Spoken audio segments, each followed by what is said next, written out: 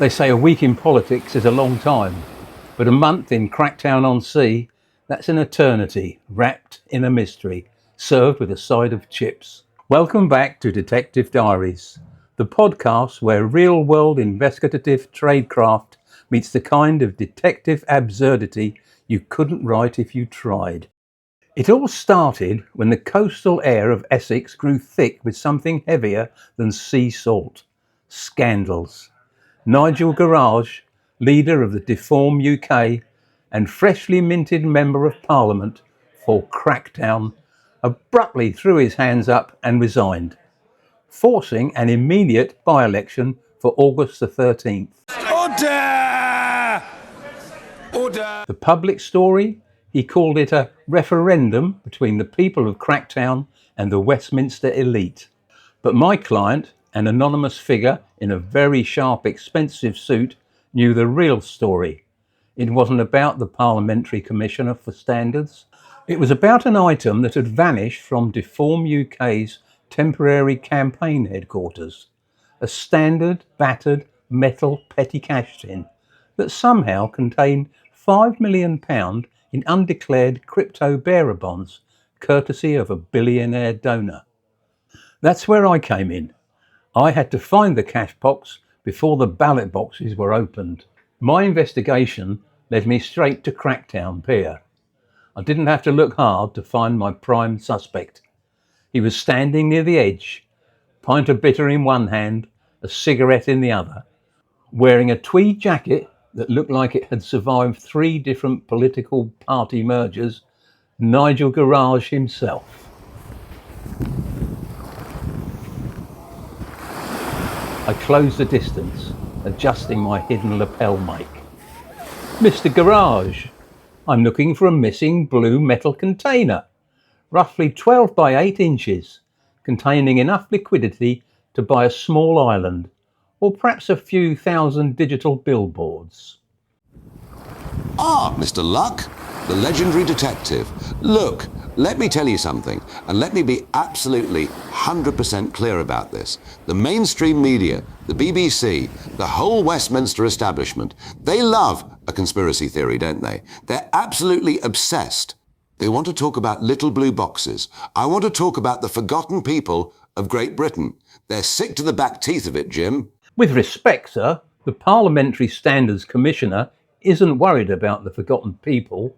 They're worried about £5 million of undeclared crypto cash sitting in a tin normally reserved for raffle tickets. Oh, come off it, mate. A tin for raffle tickets. Is that the best the administrative state can come up with? Let me ask you, who actually cares? If a generous patriot wants to help us fund a common sense revolution, why should some metropolitan bureaucrat in a grey suit get to look under the bonnet? It's total nonsense. The real scandal is what's happening to our high streets, not what's sitting in a plastic-handled cash box. So, do you know about the petty cash box? Look, Jim, can I call you Jim? Politics is an expensive business. You've got leaflets, you've got security, you've got transport. Billionaires don't fly their helicopters on fresh air, you know. Now, did a certain piece of office equipment get misplaced during the campaign launch? Maybe it did. Maybe it didn't. But let me ask you a question. Have you checked the official monster raving loony party headquarters? What about Count Binface? Have you seen the size of that chap's head? You could fit £5 million, 3 bottles of gin and a copy of the Magna Carta inside that helmet of his. Frankly, he looks far more suspicious than a bloke having a quiet pint by the seaside. So you're saying you didn't hide it? I'm saying, Jim, that in a by-election with 34 candidates on the ballot, anything can happen. It's a complete circus, and quite frankly, I'm the ringmaster. If the establishment thinks they can stop the common sense revolution over a missing petty cash tin, they've completely misjudged the mood of this country. They're terrified of us, Jim.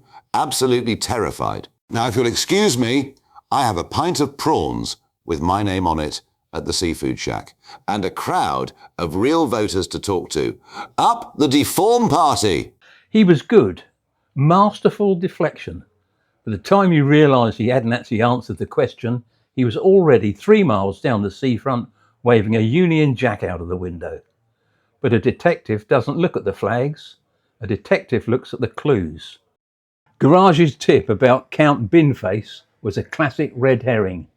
No, the answer lay in a detail Garage had dropped completely by accident: the pint of prawns. There was only one place on the seafront that served them in a paper cup: the local seafood shack, right next to the lifeboat station. I walked over, scoping the area. Behind the counter, sitting completely out of place, next to the industrial ice machine, was a heavily dented blue metal cash box. The padlock had been hastily picked with what looked like a loyalty card for a golf club. I popped the lid. No cash, no coins, just a thick stack of cold storage crypto wallets, encrypted USB sticks, wrapped in an elastic band with a sticky note that read, "For emergency campaign billboards only." £5 million in bearer bonds, the ultimate political war chest, left sitting between a tub of tartar sauce and a bag of whelks. Garage hadn't stolen it, he simply stashed it while the parliamentary standards heat died down. I looked at the USB drives, then I looked out to the North Sea. I thought about my client. I thought about the 34 candidates on the ballot, and I thought about cosmic justice. Sometimes the universe hands you an opportunity to rewrite the script. I pulled out my rugged field laptop, hooked up a secure satellite link, and initiated a secure, untraceable blockchain sweep. It took exactly 43 seconds to transfer the entire £5 million cryptocurrency balance out of the billionaire's shadow fund. I didn't keep a penny. Instead, I routed the whole entire sum through a series of anonymous digital mixers and sent it straight to the digital wallet of a major UK refugee and immigrant support charity. A little anonymous donation to fund legal aid, housing and English language classes for the very people Nigel Garage spent his mornings campaigning against. I locked the empty blue tin back up and left it by the prawns and walked away. An hour later, I doubled back. I couldn't resist a bit of post-operational surveillance. I pulled out my long-range directional microphone and pointed it right at the seafood shack. Where is it? Where the hell is it? George! George! Look behind the whelks! No, don't look at the bloody prawns. Look behind the ice machine. It's gone. The whole flipping thing is empty. Look at this. There's nothing on the bloody sticks. George, do something. I don't want the voters to see me crying. Nigel, calm down. Someone will hear you. You're losing enough votes as it is. Calm down? You're telling me to calm down. It's £5 million, George. £5 million. Gone into thin air. It's a total hit job. It's the deep state, I'm telling you. It's Andy Burnham's digital henchmen. They've hacked me. It's completely unfair. I've spent weeks eating these dreadful lukewarm pies and drinking awful beer for this campaign. Now some bloody techno-geek has wiped us out. I switched off the mic and smiled into the coastal wind. Garage will still have his grand by-election showpiece on August the 13th. He'll still shout on the doorsteps and he'll still draw the cameras, but his £5 million secret weapon is gone, turned into hot dinners, legal defence funds and warm blankets for new arrivals. In the world of private intelligence, we call that a total asset reallocation. The voters will head off to the ballot boxes soon, but as for me, my work here is done.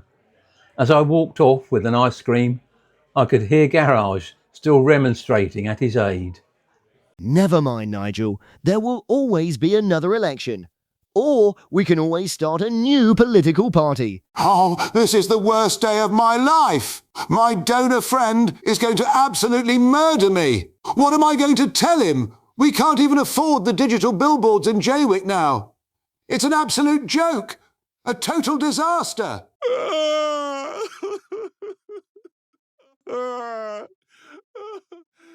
This has been a Detective Diaries story.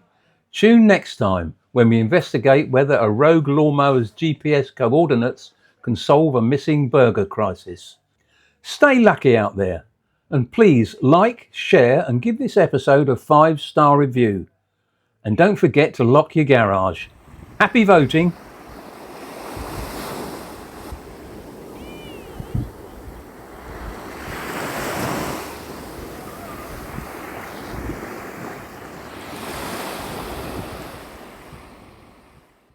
I hope you enjoyed our satire this evening.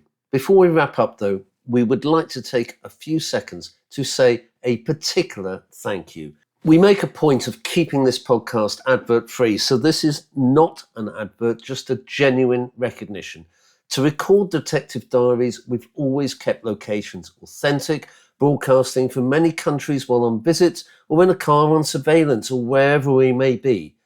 To record the Jim Luck satires and other episodes, we needed a recording space with real character. We found something much better, a home. To Kelly and the incredible team at the Merry Harriers, a pub in Surrey, thank you. You didn't just give us a room for our makeshift studio, you gave those episodes of our podcast its character. Thank you for looking after our crew, tolerating our strange hours, and providing the ultimate creative sanctuary. Everyone, please raise a glass to Kelly and the crew at the Merry Harriers. Check the venue out at merryharriers.com.